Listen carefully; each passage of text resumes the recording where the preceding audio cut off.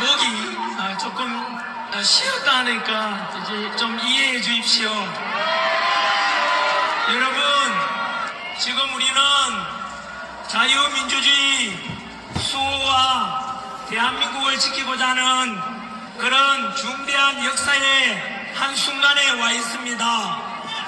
우리가 주장하고 그리고 우리가 싸워서 이기자 하는 것은 불의가 아니고 정의이고 거짓이 아니고 진실이고 어둠이 아니라 빛입니다.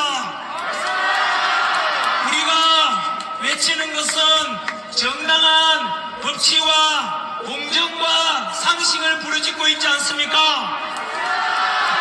정의는 결국에는 승리하는 법입니다. 우리가 부르짖은 것이 바로 진실이고 빛이었고 인간 모든 인류가 원하는 보편적인 자유민주주의를 주장했기 때문에 우리가 주장하는 것은 반드시 이길 것입니다.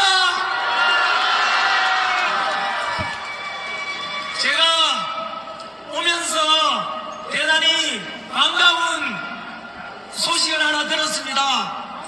지금 우리한테 제일 중요한 문제는 바로 아마도 일주일 뒤에 있을 것으로 예상되는 헌법재판소의 탄핵 소추 심판 아니겠습니까?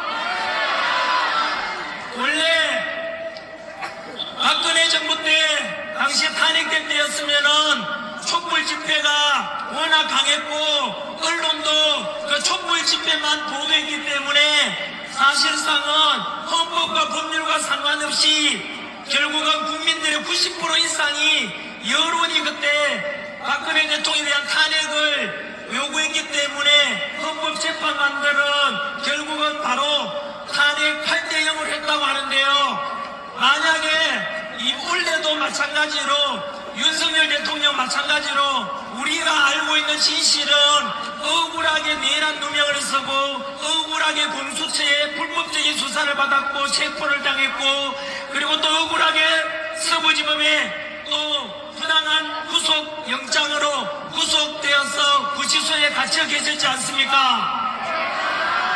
그런데 조금 전에 우리 화면에서 보다시피 윤석열 대통령께서 말씀하시기를 우리 국민의힘이 아니었으면 우리 국민들의 2030 세대를 비롯해서 한겨울에 아스팔트 위에 나오신 바로 이 자유민주주의 수호하고자 하면서 태극기와 성조기 들고 나오신 국민들 여러분들 덕분에 탄핵되지 않고 다시 석방되고 다시 곧 다음 주에 있을 헌법재판소 심판은 각하가 돼서 완전히 직무복귀할 것이고 자유민주주의는 승리하게 될 것이라고 예측한 대로 그대로 될 것입니다. 그것이 박근혜 정부 때와 달라진 것이 뭐냐면은 국민들이 이제 깨어났지 않습니까? 이번에는 그때와 다른 것이 그때는 바로 촛불 집회를 통해서 언론을 통해서 그대로 왜곡되어서 보도되었다면 오늘 우리는 실체를 파악했고 그리고 그것을 알아차린 국민들께서 50% 이상이 윤석열 대통령을 옳았다 지지한다고 해서 결국은 헌법재판소의 심판은 2월달로 넘기고 3월 첫째주도 넘기고 3월 둘째주도 넘기고 계속 오고 있는 것입니다. 결국은 어떻게 될 것이냐면 100% 각하로 우리가 승리하게 될 것입니다. 오면서 들었던 반가운 소식이 뭐냐면 꼭 한번 이따가 보십시오. 동영상 보신 분들도 이따가 보시면은 제 친구 변호사 서정욱이라고 있습니다. 아십니까? 그 서정욱 TV에서 중요한 자료를 발견했다 합니다. 뭐냐면 지금까지 헌법재판소의 모든 심판은 헌법의 주석을 보고 심판한다고 합니다. 우리가 알고 있듯이 이미 들었듯이 문현배가 이야기한 대본대로 한다고 했지 않습니까?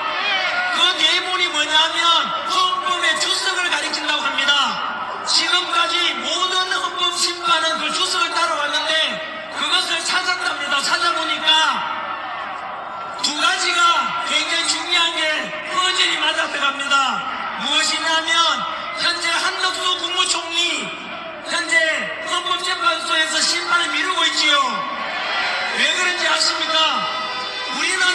기본적이고 법치주의에서 다 알고 있는 내용입니다만은 한덕수 국무총리는 윤석열 대통령께서 직무 정지되면서 대통령 권한 대행했지 않습니까? 권한 대행이라고 해서 상식적으로 대통령을 대신한다는 뜻이지 않습니까? 그렇다면 대통령 권한을 대행하는 한덕수 국무총리에 대해서도 국회에서 탄핵을 가결시키려면 몇 석이 필요합니까? 1석에 3분의 1, 200석을 넘어야 되지 않습니까? 그런데 이미 다 알려졌지 않습니까? 그때 우원식 국회의장이 주도해서 민주당에서 가결시킬 때는 3분의 2가 아니라 200석이 아니라 몇 석에서 탄핵시켰습니까? 과반수인 150명이 찬성해서 가결시켰지요. 그게 헌법 주석에 뭐라 나와 있느냐면 국무총 대통령 권한 대행은 대통령에 준해서 탄핵을 가결해야 된다라고 헌법 주석에 나와 있다고 합니다. 그러면 100% 우리 한덕수 국무총리도 100% 바로 탄핵 자체가 각하라는 뜻입니다. 각하. 왜냐하면 아예 심판할 건데기가 안 되고 구성 요건이 안 된다고 합니다. 그러니까 미칠 지경이죠. 누가요? 문영배, 이재명 지금 미칠 지경입니다. 지금 거의 이재명과 문영배 딸랑이 바로 이미선, 정정미, 정계선도 마찬가지로 지금 안에서 이러지도 저러지도 못하고 있다고 합니다. 왜 그러냐면 헌법 주석의 대본대로라면은 한덕수 국무총리는 무조건 각하가 되는데 문제는 뭐냐면 한덕수 국무총리 각하돼버리면은 한덕수 국무총리를 대신해서 최상목 대행이 바로 결정했던 바로 민주당에서 밀었던 정계선하고 그리고 누구지요? 조은창입니까? 어쨌든 두 분의 헌법재판관이 무효가 되는 겁니다. 그러면은 골치 아파지겠죠? 그러니까 이러지도 저러지도 못하고 있는 상황이고 말입니다. 바꿀 수 없는 건데요. 뭐냐 하면은 이렇게 돼 있답니다. 저는 법전문가가 아니니까 서정우 변호사가 헌법 주석을 직접 봤답니다.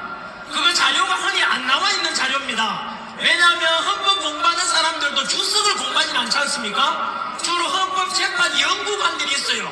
그 연구관들이 대본을 만드는데 그 대본에 의하면 바로 이렇게 돼 있답니다. 탄핵 소추안이 헌법재판소에 오게 되면은 그 탄핵 소추안을 보고 국회에서 가결돼서 왔을 거 아닙니까? 그것을 보게 되면은 이렇게 돼 있답니다. 주된 기본적인 내용이 빠지면은 이거는 각하다, 무효다라고 돼 있다고 합니다. 우리 다 알다시피 진작에 문제가 됐지 않습니까? 뭐냐면은 우리 돌아보면은 국회에서 우리 윤석열 대통령은 탄핵 소추 의결할 때 민주당과 그리고 국민의힘 몇 명이 합쳐가지고 이제 주로 탄핵 가결할 때 주된 그 당시에 죄무기라고 해야 되나 무슨 범죄였습니까? 내란죄 아닙니까? 물론 지금이야 내란 자체가 민주당에서 조작했던 게 다 드러났지 않습니까? 그 당시에는 몰랐지요. 그냥 비상계엄이 곧 내란이다 이래서 막 선동해서 가결시켰는데 그런데 알다시피 그 내란에 의해서 내란죄가 가장 중심이 돼가지고 국회의원들이 결국은 가결시켜서 헌법재판소에 보냈는데 진작에 우리 알다시피 헌법재판소에서 그 당시에 뭐를 결정했습니까?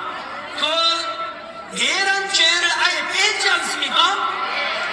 이 말은 뭐냐 하면은 내란죄를 빼게 되면은 내란죄가 어느 정도 비중이 있냐면은 전체 80%가 내란에 관한 거랍니다. 탄핵소추 안에. 그러면은 80% 빼고 나면 뭐가 남습니까? 20% 남지 않습니까?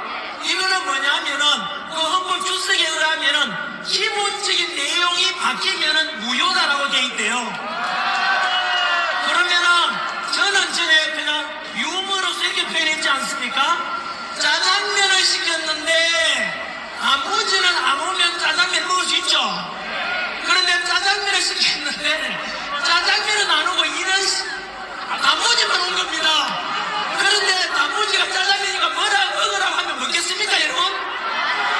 말이 안 되잖아요. 그래서 전체 80%에 해당되는 바로 그 내란죄를 빼고 심판하겠다는 것은 그 자체가 바로 구성요건에 안 돼가지고 각하가 돼야 된다고 결정되어 있다고 합니다, 여러분. 그 서정호 변호사에 의하면 이런 예를 들었어요. A라는 사람이 사람을 죽였어. 살인죄 아닙니까? 그런데 칼로 찔렀느냐, 약을 먹였느냐, 쓰러뜨려서 죽였느냐, 여러분 방법은 다르지만 중요한 거는 뭐죠? 죽인 게 중요하지 않습니까? 바로 이겁니다, 여러분.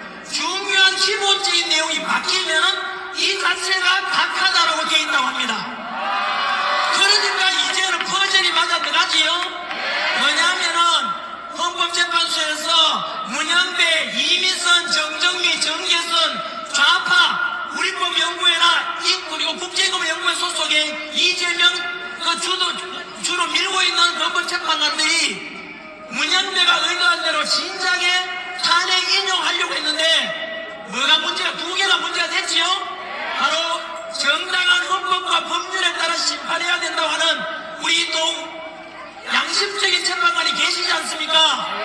바로 정형식, 조한창, 그 다음에 김복정입니까?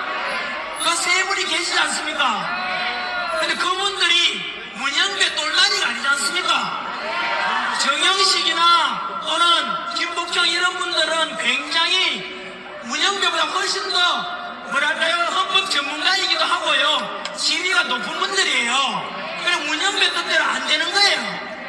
그러면 미칠 사람이 누구죠? 두 사람이 감옥 가야 될 수 있는 이재명하고 그 문현배하고 미칠 지경인 거예요.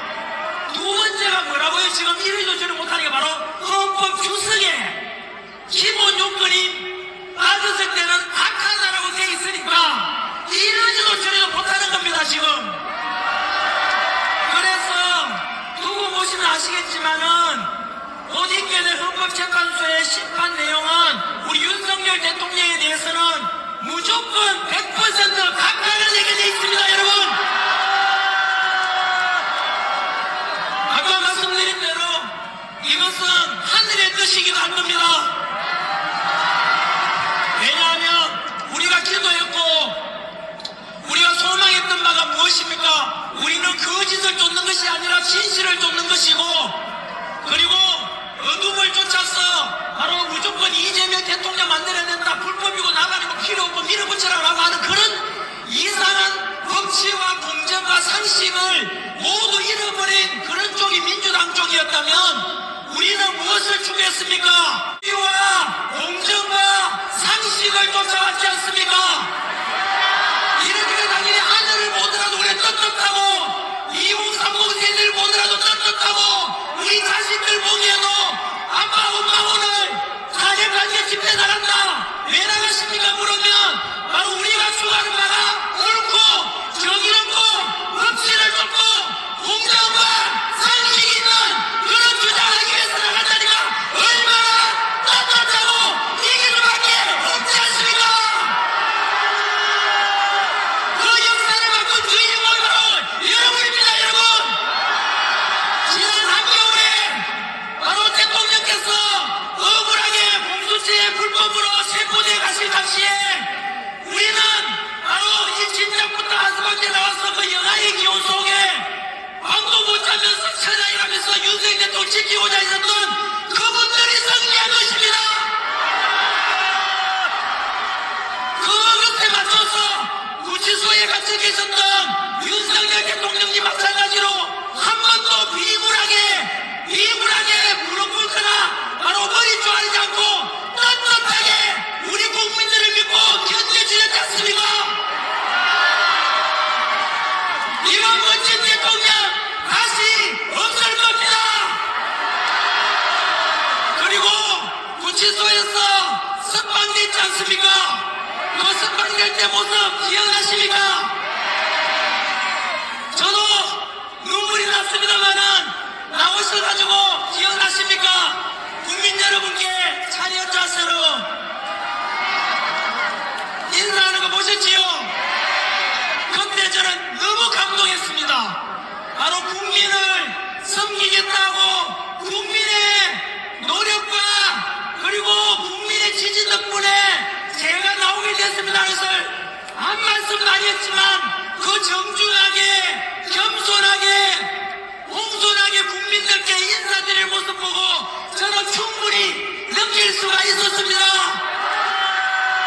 그리고 평범한 저 같은 사람이야 그 지지하고 구치소에 갇혔다 나오는 현직 대통령 역사상 처음 아닙니까? 그럴 때 저 같았으면 그 나와서 해방감과 또 지지하시는 국민들 보면서 눈물 펑펑 흘렸을 건데 윤석열 대통령이 끝까지 눈물 참고 계시는 보셨습니까? 저는 그것을 어떻게 해석했느냐면 이것이 울고 불고 끝이다가 아니라 이게 시작이라고 저는. 그리고 새로운 그 강력한 윤석열 대통령과 대한민국을 만들어가겠다.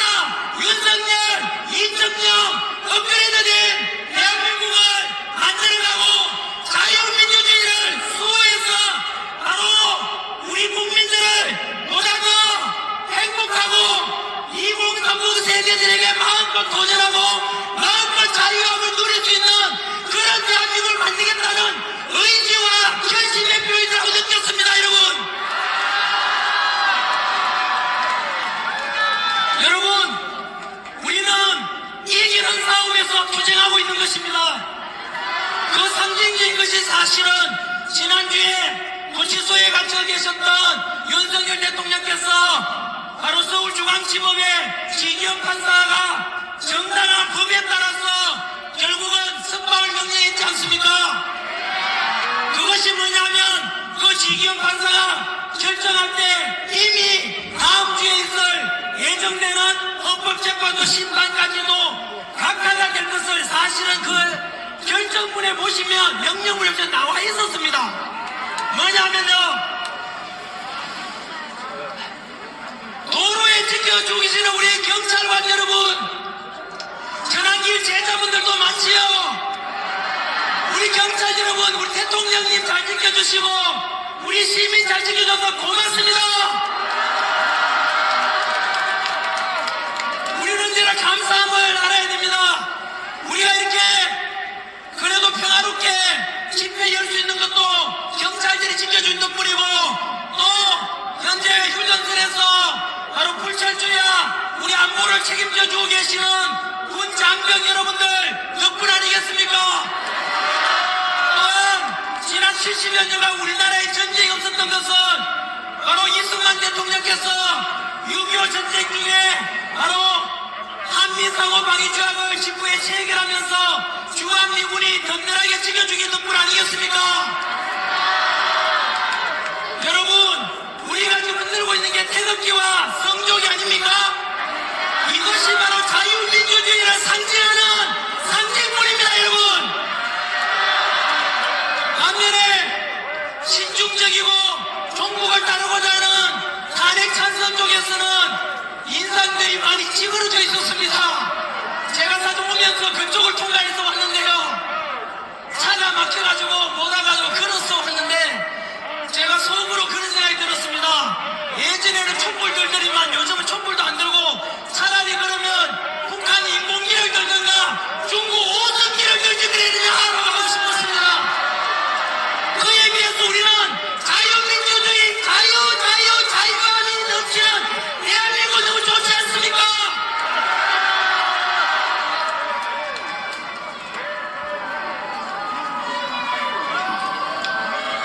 이 자리는 국민변호인단에서 주최하는 것이기 때문에 제가 이제 곧 탄핵 정부가 끝나가지 않겠습니까? 탄핵 각하 결정이 되면 윤석열 대통령께서 직무 복귀하고 모든 정치 그리고 경제, 사회 갈등을 통합하고 경제도 다시 우리 허리띠를 올라매고 이 시급한 국제사회 이 경제 살아남기 위해서도 우리가 열심히 힘을 모아야 되지 않겠습니까?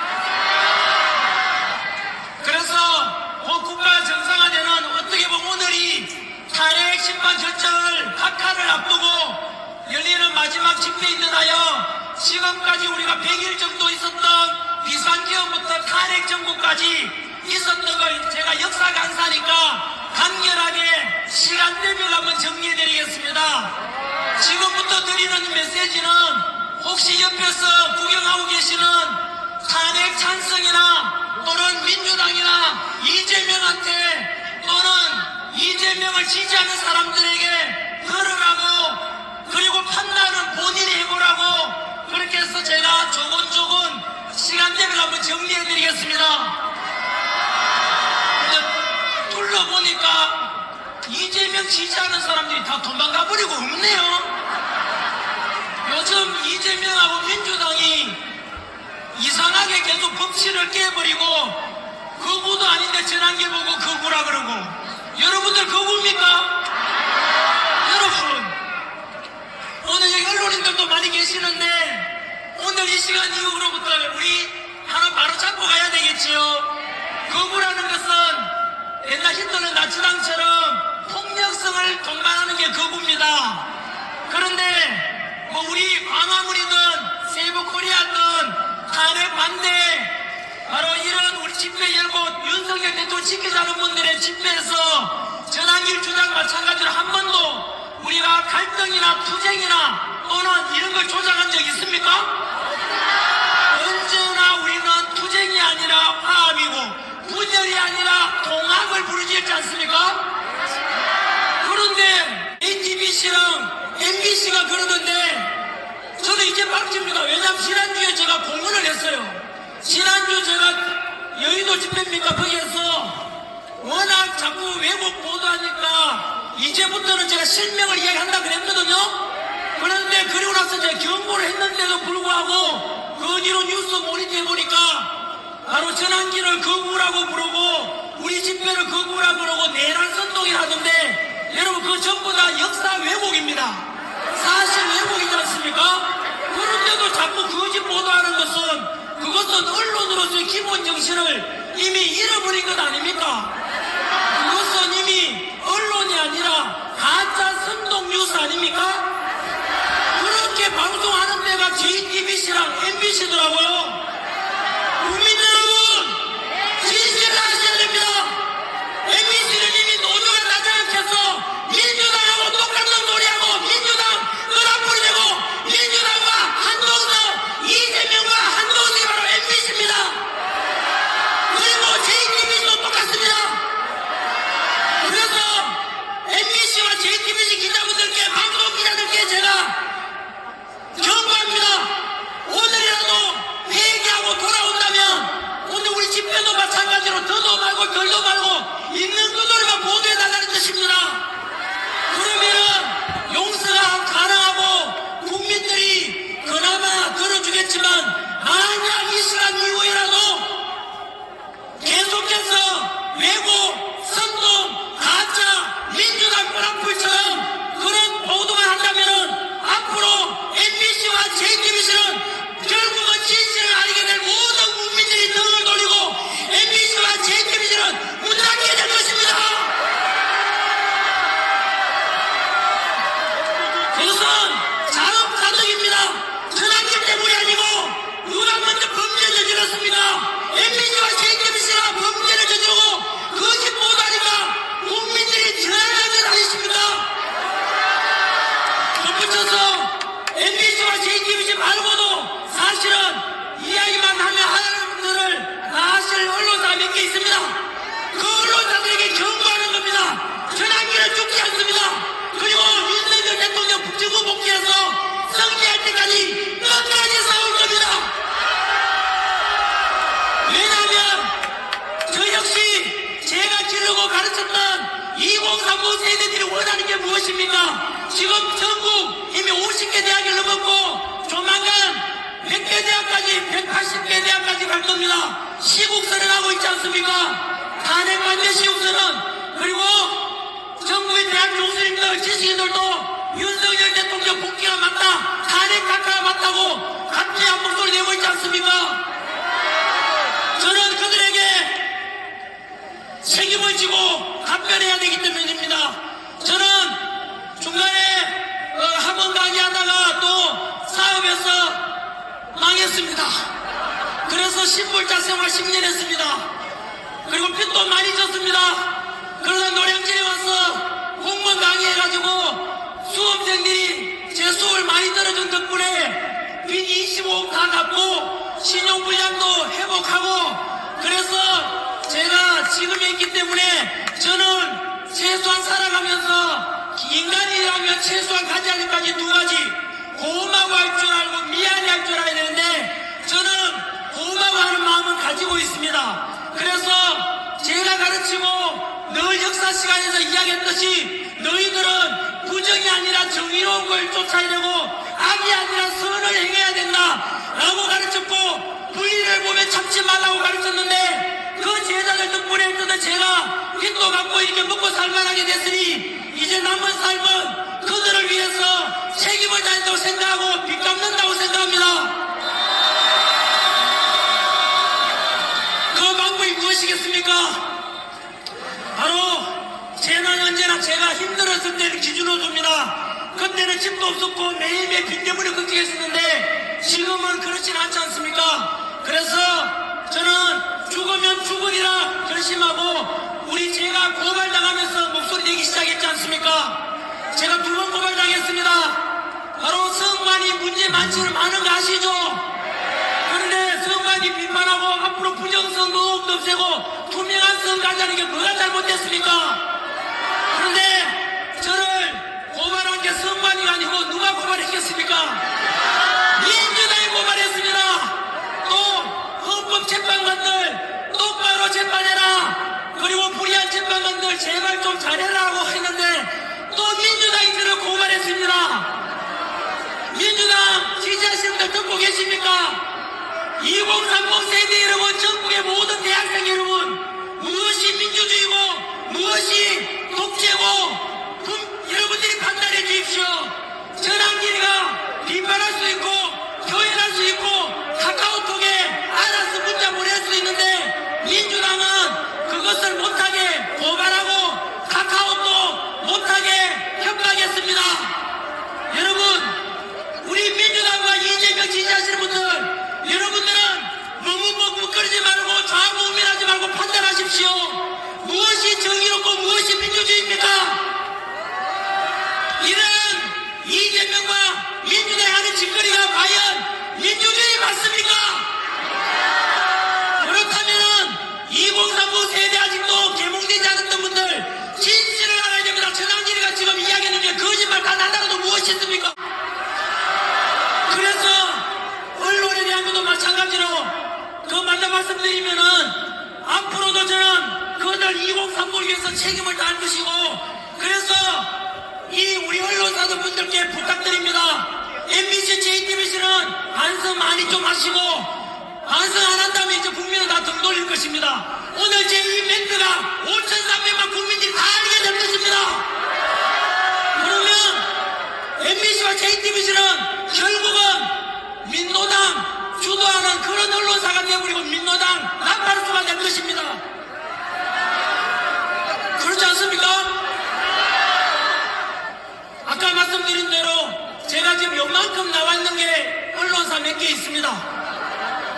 그 언론사 이야기 역시 제가 또 모니터합니다.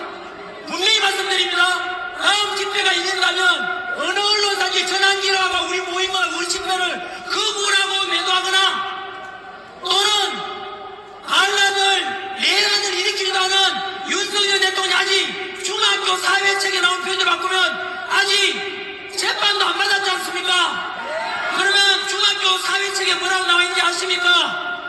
형이 확정되지 않을 경우는 무죄 추정의 원칙이 있습니다. 맞습니까? 이재명은 현재 북한에다가 돈 보내주고 선거법 위반으로 재판 중에 있지 않습니까? 그리고 음주운전이나 사기친 범죄도 있고 거의 잡범입니다만은 우리가 그래도 이재명 잡범이다, 이재명 니 흉악하고 나쁘다, 너 어떤 북한에 돈 보내줬으니까 대북 송금 위반이다, 유엔 제재 받는다, 이런 말 잘 안 하지 않습니까? 왜냐하면 이재명 아직 재판 진행 중에 있기 때문입니다. 그런데 윤석열 대통령은 아직까지 1심도 없었지 않습니까? 그러면 당연히 내란이라면 됩니까 안 됩니까? 안 되지요? 그걸 중학교 사회 지식만 가져도 비상계엄은 헌법 77조에 보장된 대통령의 고유 권한이에요. 따라서 내란이 아니란 말입니다. 하지만 지금 민주당에서는 워낙 자기들이 정당한 명분도 없으니까 그냥 비상계엄은 내란이다, 그냥 체포해라 이렇게 밀어붙였는데 사실은 비상계엄 이꼬는 내란이 아닌 거죠. 그러면 언론인들 잘 들으십시오. 오늘 이 시간 이후로 윤석열 대통령에 대해서 내란 선동이나 내란 수괴다 이런 언론 보도를 하는 기자가 있으면 그 기자는 중학교 지적인 수준도 안 되는 기자들입니다. 그래서 저는 또 몰이 날 겁니다. 오늘 이 시간 이후로 우리 전환기를 거부라고 한다거나 폭력 선동하지 않았지 않습니까? 거부라고 표현하거나 윤석열 대통령에 대해서 내란이라고 하는 그런 언론사가 있으면 모든 기자들이 중학교 수준 안 되는 그런 역사 왜곡하고 사실 왜곡하고 거짓 선동하는 그런 나쁜 악의 언론사니까 반드시 제가 공개할 것입니다. 그래서 현재 우리 국민들이 왜 이렇게 분열됐습니까? 진작에 비상계엄은 대통령 고유권 아니고 그리고 법과 절차에 따라서 재판이 이루어지고 이런 것을 제대로만 보도해줬다면 이만큼 분열이 안 됐을 겁니다. 또 충격적인 말씀드릴까요? 저는 새로운 사실을 주장하지 않습니다. 이미 검증된 것만 말씀드리겠습니다. 저는 대한민국의 지금 가장 시급한 문제가 언론입니다. 현재 당장 대한민국의 윤석열 대통령 지지율은 60% 훨씬 넘었습니다. 그런데 보도합니까 안 합니까? 안 하지요. 왜냐하면 제가 조만간 언론사를 만듭니다. 오늘 지금 처음 오픈드리는데 그래서 좌파 언론들 왜곡하고 선동하는 모든 언론사에 그대로 제 언론사에서 고발 다 할 겁니다. 그래서 국민들에게 진실을 전달하겠습니다. 저는 단 하나의 거짓도 있다면은 제가 괴로워서 못 삽니다. 저는 그게 제 성격입니다. 남을 속이면은 그날 밤에 잠을 못 자고 제 자체가 괴로워서 못 견디는 성격이 있습니다. 그래서 그런 언론사 만들어서 좌파 언론들 바로 민주당 끄라풀이 되어서 선동하고 그런 언론사들과 아무장에 맞서서 국민들 5,300만 모든 국민들께서 진실에 근거해서 판단하고 진짜 올바른 소식을 전하는 그런 언론사로 제가 만들고자 합니다. 여러분,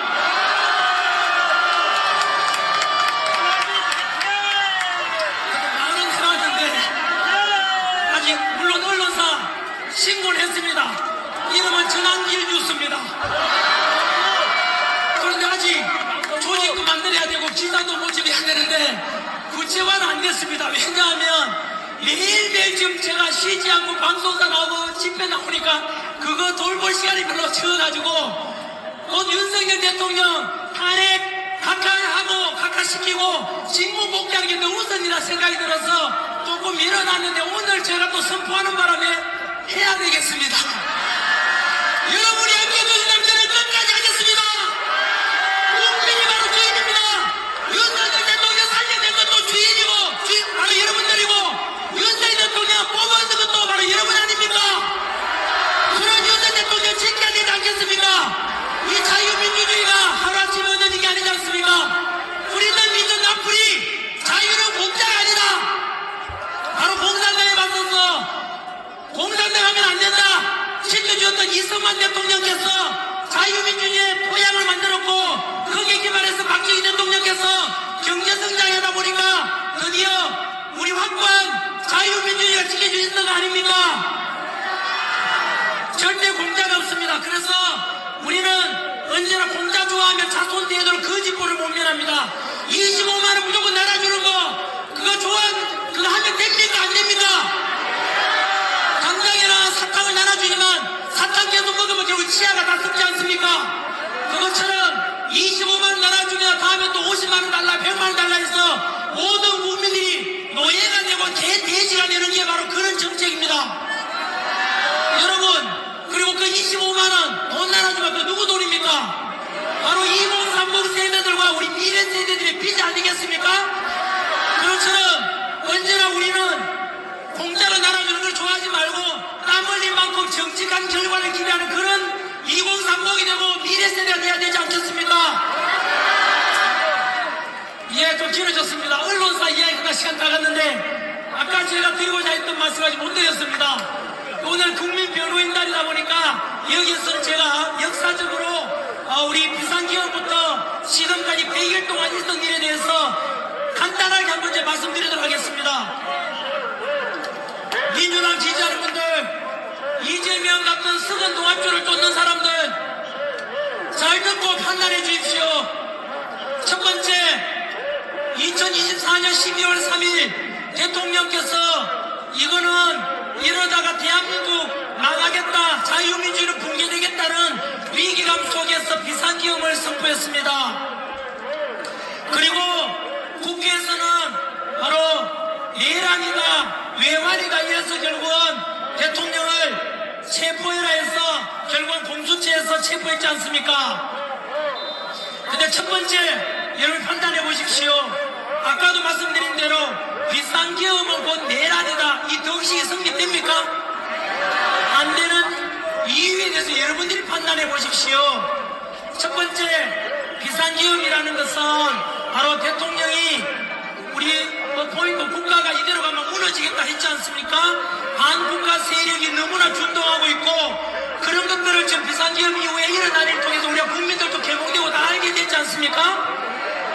그 속에서 민주당도 사실은 비상기업이 내란이 아니라는 걸 알았습니다. 그래서 어떻게 했는지 아십니까? 첫 번째는 잘 기억을 더듬어 보시면은 민주당에서는 내란을 적용하기 힘든 걸 알았기 때문에 원래 대통령은 우리 고등학교 사회책에 나온 헌법 그 사회책에 나옵니다. 제가 수능 강사했지 않습니까? 이렇게 돼 있어요. 바로 대통령에 대한 그 형사 책임은 내란이나 외환이 아니면 형사 처벌할 수 없지 않습니까? 근데 내란이 되게 어려우니까 외환 있잖아요. 외환. IMF 외환위기 그거 말고요. 외환은 바깥으로부터 환란을 초래했다 이 뜻이에요. 쉽게 말하면 그 당시 민주당은 외환을 덮어 씌우려고 윤석열 대통령께서 북한에다가 풍선이나 드론을 띄워보내가지고 환란을 초래하고자 했다라고 했지 않습니까? 기억나세요? 조용하죠? 지금 왜 조용한지 아세요? 거짓말로 드러났기 때문입니다. 그래서 이제는 외환제 적용 못하죠. 이제 남은 게 내란이죠. 내란제 지금 하려고 하는데 문제는 뭐냐? 바로 비상기업을 선포했고 헌법에 따라서 국회의원들이 2시간 만에 비상기업 해제를 의결했고 6시간 만에 헌법에 따라서 법률에 따라서 윤석열 대통령께서는 비상기업을 공식적으로 해제했지 않습니까? 다친 사람 없습니다. 그죠? 눈 뜨고 자고 그러다 보니까 평화롭게 돼 있지 않습니까? 그러면은 여러분 내란이 될 수가 없는 거예요. 그래서 민주당에서 이제 큰일 났네 이거 이재명 대통령 만들면 윤석열 대통령 끌어내려야 되는데 야 뭔가 만들어봐라 해서 작당한 것이 이제 드러났죠. 뭐냐면 바로 특전사령관 곽종근 특전사령관이 국회 앞에서 가서 부하들에게 야 국회의원들 끌어내라라고 말했다라고 조작을 시킨 겁니다. 왜냐하면은 원래 곽종근은 특전사령관은 그 특전사 요원들을 끌어내려고 했거든. 이제요 끝났으니까. 그런데 그거를 민주당의 김병주 의원하고 민주당의 박범계 의원하고 구성찬 의원이 이 특전사령관을 협박한 것입니다. 이렇게 했겠죠? 우리 이미 드러났지 않습니까? 리허설도 했대요. 이미 다 그 국민, 우리 헌법재판소 심리관이 드러났지 않습니까? 곽종근을 불러가지고 야 일로 와봐. 너 내란이다. 최소한 무기징역이야. 아니면 사형될 수도 있어. 이러니까 사람이 겁먹지 않겠습니까? 그래서 불러가지고 리허설 시켰지요. 그리고 여러분 이상했죠. 그 당시에도 김병주 운영하는 유튜브에 출연시켰어요. 출연시켜서 뭐 했느냐면 그 입맞춤을까지도 다 드러나버렸어요. 뭐냐면은 박종근 특전사령관이 분명히 요원을 끌어내라 했는데 그거를 조작해서 국회의원을 끌어내라고 해라고 거짓말 시켰지 않습니까? 국회의원을 끌어내게 되면 그거는 내란이 될 수 있어요. 왜냐하면 국회의원들이 비상기업 해제 의결을 못하도록 헌정을 중단시켰다니까 내란이 될 수 있잖아요. 그래서 그렇게 조작하고 회유했는데 지난주에도 고압주에 다 밝혀졌죠. 박종근 그 사령관이 바로 힘들다고 전화 육성하는 것이 다 공개가 됐어요. 그것이 딱 맞아 들어가요. 그러니까 겁먹으니까 바로 회유해가지고 그럼 국회의원을 끌어내라고 조작했던 것이 드러났지 않습니까? 두 번째 바로 국정원 차장 홍장원 차장 있죠. 윤석열 대통령이 홍장원 차장에게 전화해서 야 체포자 명단 받아 적어 메모를 했다 했지 않습니까? 그런데 알고 보니까 그 메모가 또 민주당의 박선원 의원의 그 필체로 조작되었다고 주장됐지 않습니까? 결국은 메모도 조작되고 회유되고 조작되었고 박종근 사령관이 받은 바로 또 민주당으로부터 회유되어서 거짓 정을 했고 이것이 실체가 드러났지 않습니까? 여러분 이것이 뭔지 아십니까? 결국은 윤석열 대통령이 내란이 아니고 민주당이 결국은 내란을 모의하고 현재 민주당이 내란을 조작했다는 것 아닙니까? 여러분 이거는 끔찍한 일인 거 아세요? 왜냐하면은 죄도 없는 윤석열 대통령한테 무조건 내란죄를 덮어씌우려고 하니까 증거가 없으니까 민주당에서 조작질 했다는 뜻입니다. 여러분 지금은 헌법재판소가 이슈가 돼 있지만은 두고 보시면 알겠지만 이거 여러분 이만저만한 범죄가 아니에요. 이게 잘못하면은 민주당이 해체도 될 수 있는 위헌정당 해산 심판을 우리가 헌법재판소 심판 청구를 할 수도 있는 거예요. 이게 여러분 역사적으로 말하게 되면은 내란을 모의했는 거 아닙니까? 이거 역사적으로 보게 되면 원래는 삼족을 멸하라는 범죄입니다. 이거 두고 보시면 알 건데 이게 이만저만한 범죄가 아니에요 지금. 자 여러분 민주당 지지하시는 분들 없네? 벌써 돌아섰나봐요. 2030 세대 여러분 우리 10대 청년들까지도 학생들도 판단이 되지요.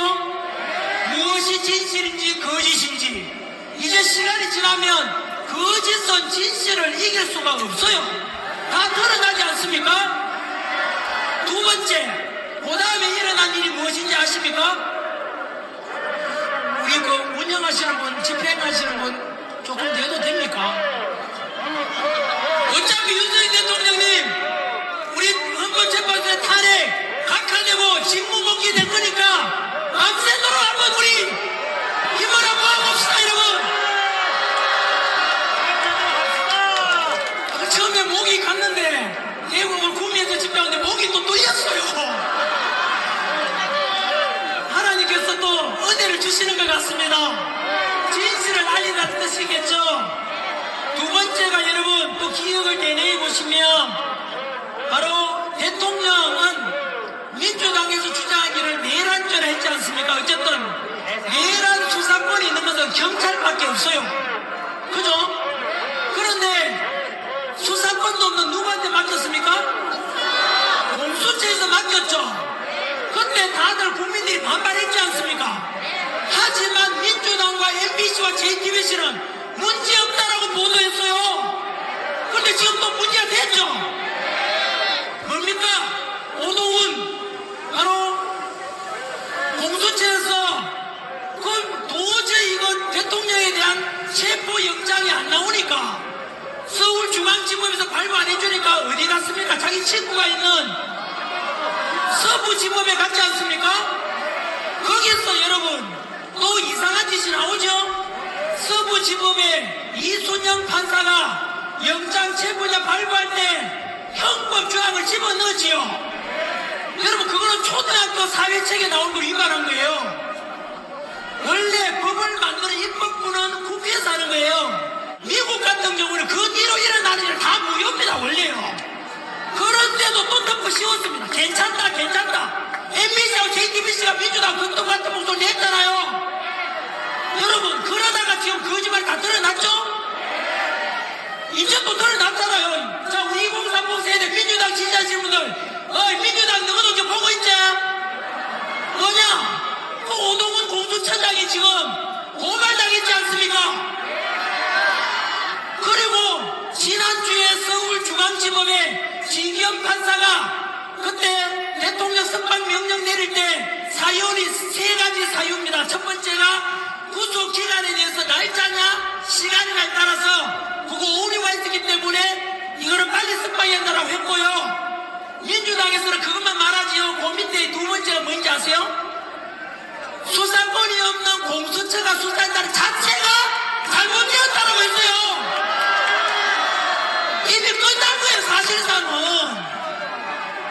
오동훈 공수처가 조사했는 게 잘못됐다 이 말인데, 이건 뭐냐면요, 이거는 한자로 우리 사자성어로 자성자박이라고 그래요. 민주당에서는 저거 유리한 대로 해줄까 싶어서 공수처에다 맡겼죠, 체포와 수사를.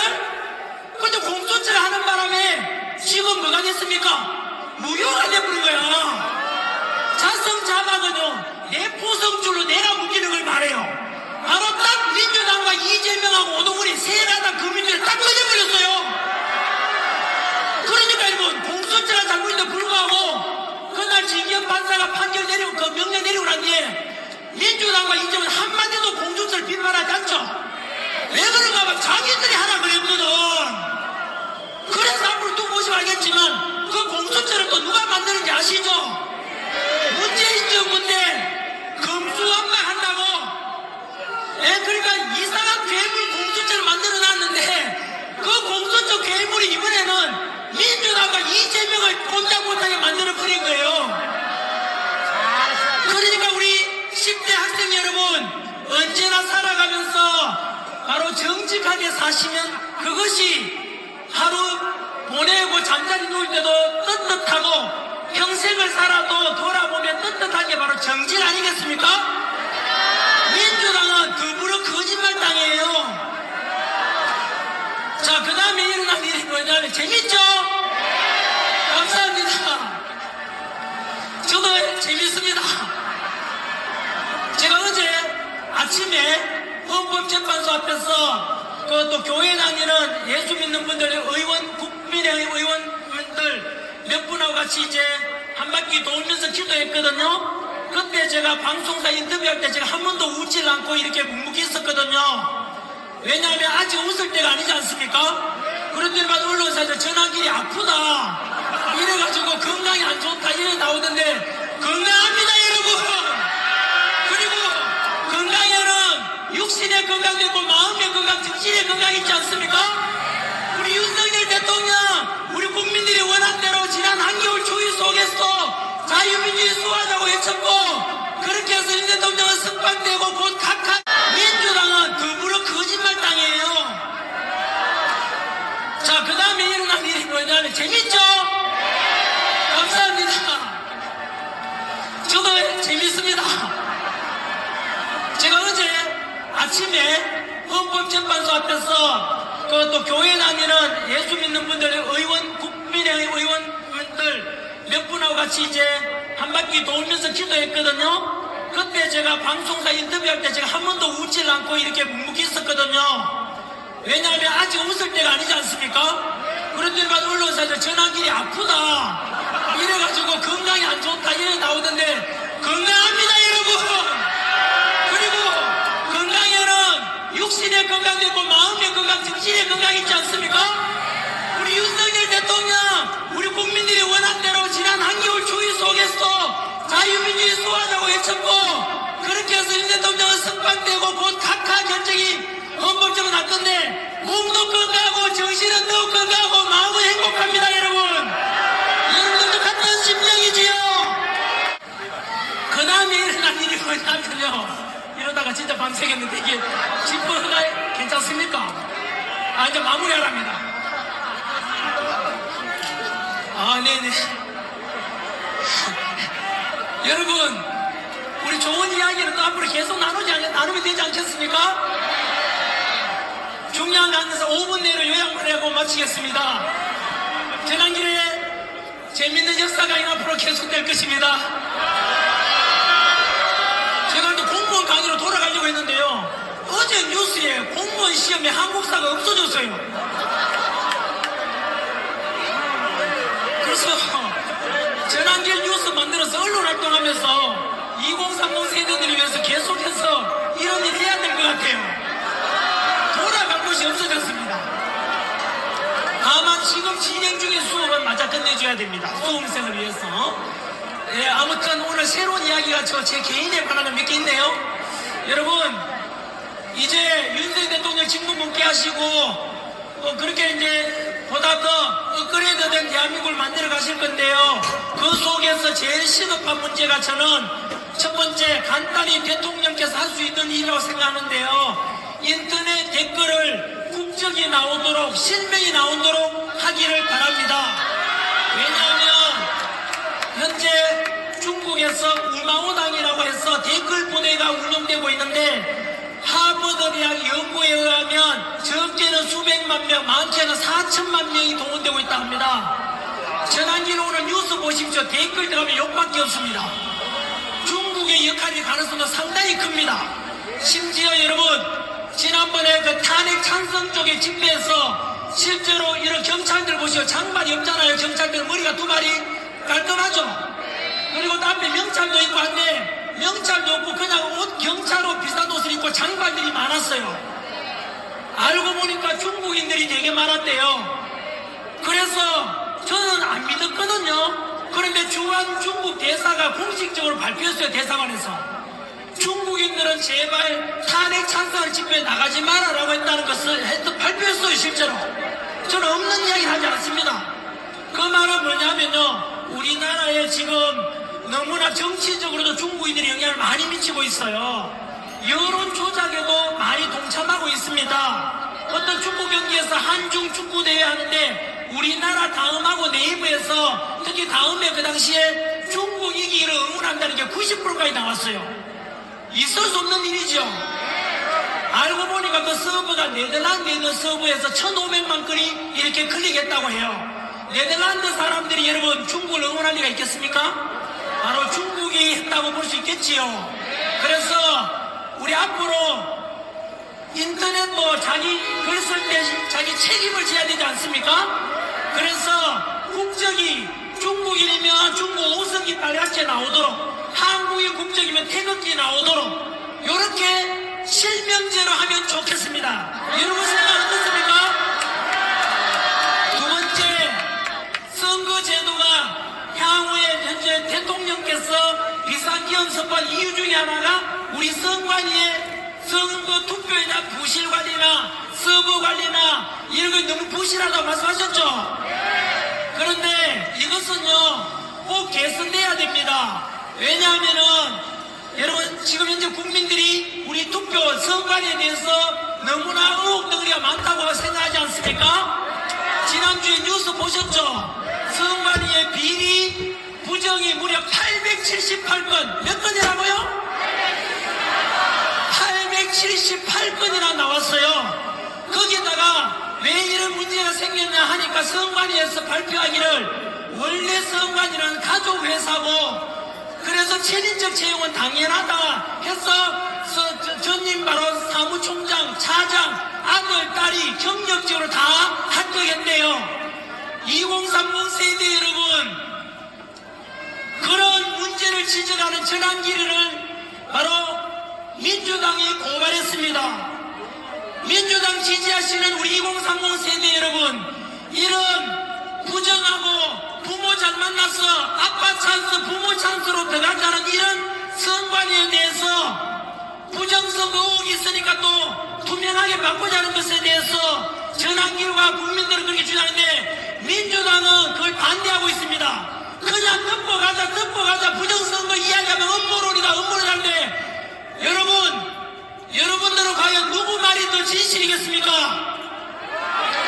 여러분, 부정선거가 있는지 없는지는 조사해보면 알 거 아닙니까?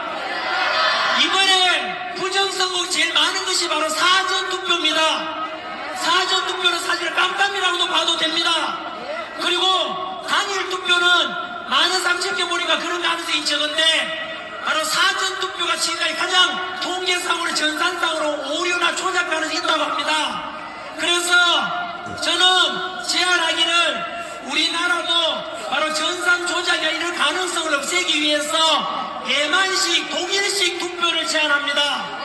대만은 IT 강국입니다. 독일도 마찬가지 선진국이지만 절대 전산하지 않습니다.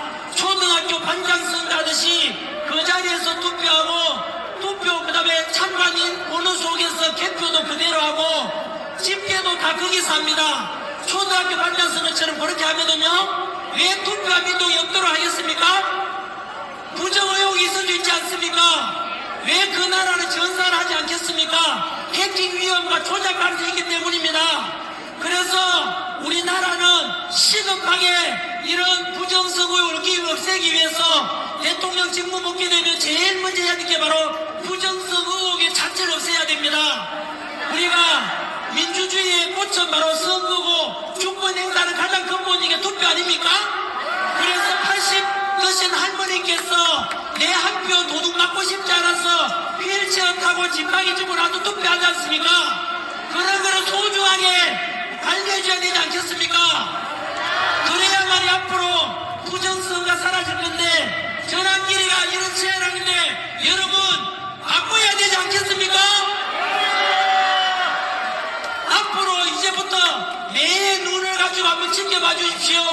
이렇게 부정성 의혹이 많으니까 전산하지 말고 수개표 그 자리에서 다 하고 투표민동 하자. 사전투표 없애자. 투표 날짜도 수요일 아니라 금요일로 옮기자. 금요일날 저녁 6시가 아니라 밤 12시까지 하면 되잖아요. 그래서 뭐 금요일날 밤 12시 지나서 개표하면 되지 않습니까? 그렇게 하면 저는 될 걸로 생각하는데요. 이거 빨리 개선해야 된다고 저는 생각하거든요. 2030 세대 여러분 민주당 지지하는 분들께 한 번 더 묻고 싶습니다. 이렇게 투명하게 선거제도를 바꾸자고 하면 앞으로 투표율도 높아지고 우리 국민의뜻이 제대로 반영되지 않겠습니까? 이것은 여당이든 야당이든 모든 국민이 다 찬성하는 게 당연하지 않겠습니까? 그런데 앞으로 지켜보시면은 부정성 의혹을 없애자라고 하는데도 불구하고 끝까지 부정성 의혹을 제기하는 사람은 음모론이다. 그대로 놔둬라라고 하는 당이 있으면 그 당이 바로 범죄자 당이 되는 것입니다. 지금 현재로서는 이런 부정성 의혹이나 깨끗하고 투명한 선거로 바꾸자는데 반대하고 있고 덮고 가자는 게 바로 민주당입니다. 여러분 민주당 지지하시는 2030 세대 여러분 분명히 반대하십시오. 어느 것이 정의롭고 어느 것이 공정하고 어느 것이 상식인지 판단해 주십시오. 이렇게 해서 이번에 윤석열 대통령께서 비상기업 선포하지 않았으면 우리가 대한민국이 넘어갈 뻔하고 망할 뻔했는데 윤석열 대통령께서 비상기업 선포하는 신의 한 수였습니다. 우리가 몰랐던 언론의 정치적인 편파방송 그리고 공수처의 부당한 문제 사법부의 카르텔 선관위의 문제점 헌법재판 문제점 다 드러났지 않습니까? 또한 2030 세대들은 깨달았지 않습니까? 제일 먼저 알았지요. 정치가 망가지니까 정치도 망가지고 정치가 얼마나 우리 사회 감정을 부추길 수 있고 얼마나 모든 국민에 영향을 미치는지 직감했지 않습니까? 그로 인해서 부정선거 이런 걸 빨리 개선해야 되고 이것을 진작에 제안하신 분이 바로 윤석열 대통령입니다. 여러분 그래서 처음에 저는 비상기업을 선포할 때는 저도 좀 죄송합니다. 미친 짓이라 했지만 그 뒤로 비상기업 쪽에서 너무나 민주당의 29번의 탄핵 예산 삭감을 다 알게 됐지 않습니까? 그래서 비상기업은 정말 잘 선포했다. 개몽령이다 했고 지금은 어떤 수준까지 왔는지 아십니까? 다 알고 나니까 윤석열 대통령 비상기업 선포하지 않아서 우리나라는 망했습니다. 여러분 자유민주주의가 붕괴되었을 것이라고요. 전 국민들과 2030세대 정치에 관심 가지게 되고 진실을 알게 되고 그래서 윤석열 대통령의 진정한 그 진정성 자유민주주의를 수호한다는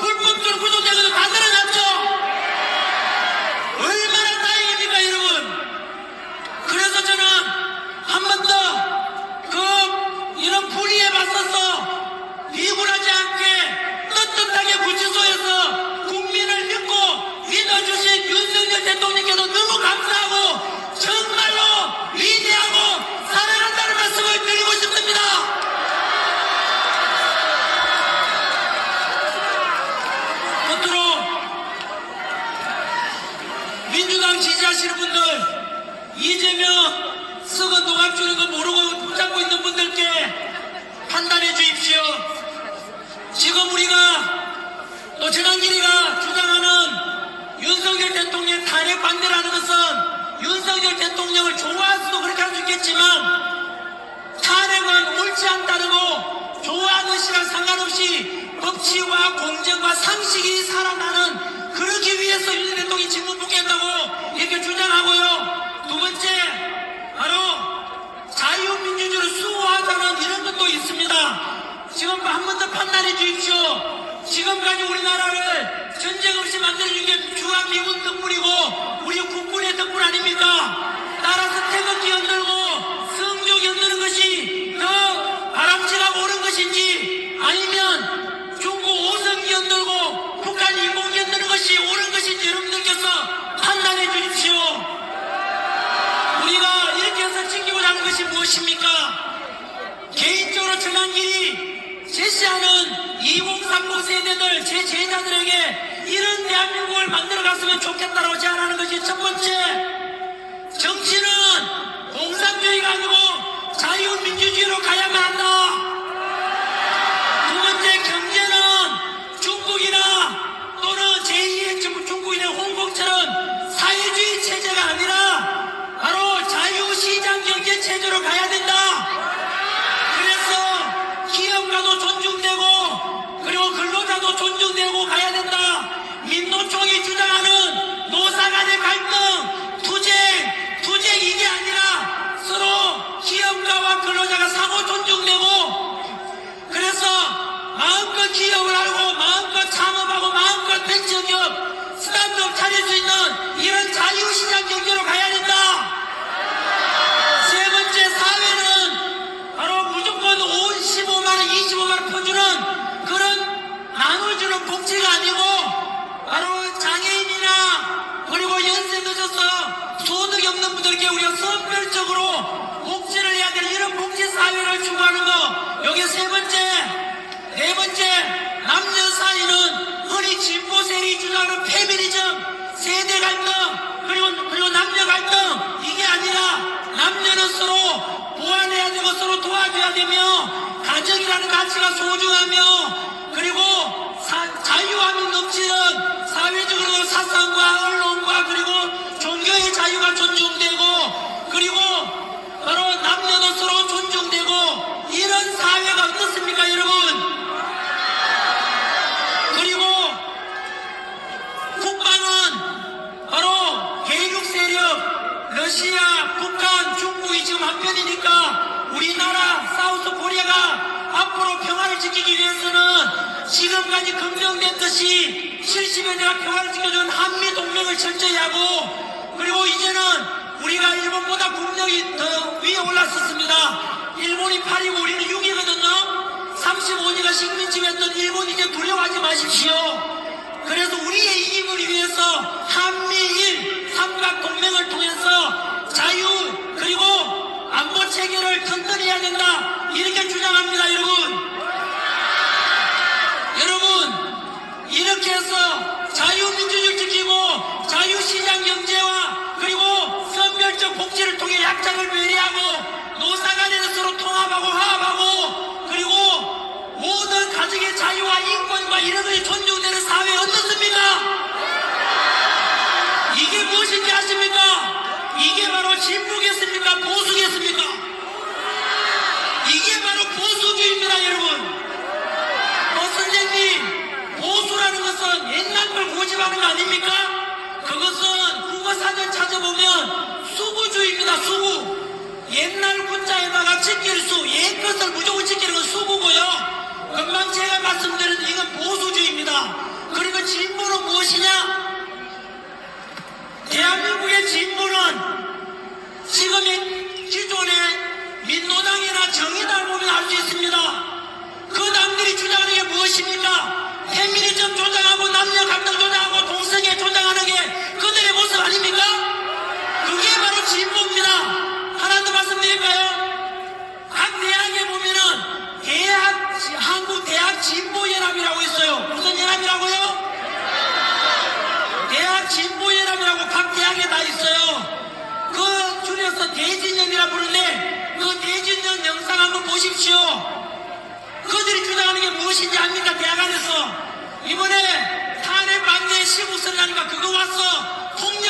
못하게 하는 게 대진년입니다.